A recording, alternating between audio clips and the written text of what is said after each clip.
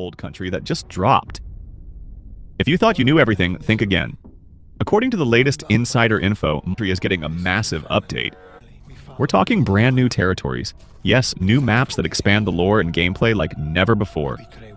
Plus, rumors say there'll be new characters with unique abilities that could change the meta completely. The trailer looked amazing. Really curious to see the reactions of the final game. I was probably going to pass on this, as I just don't have it in me for most open-world games anymore. And here's the kicker. There's talk about an all-new faction appearing, which might shake up alliances and rivalries in the game. Also, expect some serious graphical improvements and a deeper crafting system. This update could be the biggest.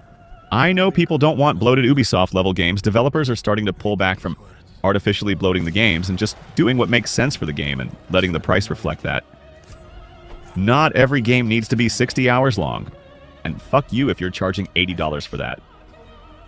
Back in my days, I could sink in 200+ hours into Fallout 4 and not get bored. Because of endless modding communities that support good things. Now, in 2025, all the big AAA games felt a bit boring after 2 hours sunk into the story. But I feel like that's my personal grunt, rather than what happens in the gaming space. For example, Claire Obscure. Expedition 33 has sold 2 million copies within 10 days of its release. Expedition 33 has quality over quantity. It's a $40 game with a 30-hour main story and another 30 hours for completionist with an absolute banger story and jaw-dropping soundtrack. So, in other words, I'm okay with short and linear single-player games. I'm okay with that in this era of massive games. And I respect that they're not slapping a full price tag on this one. I think the Mafia game series isn't falling off. The original Mafia and Mafia 2 were a success. Mafia. Definitive Edition was a great comeback to the quality we are used to in the Mafia series. It might not have sold as many units as Mafia 3, but it's deemed as the greatest remake game of all time.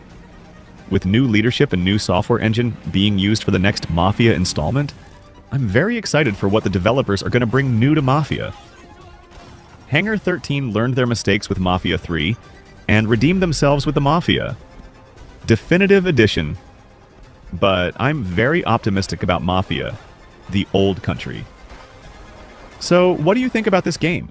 Smash that like button if you're hyped for this. And don't forget to subscribe for all the latest news. I'll see you guys on the next one. Peace out.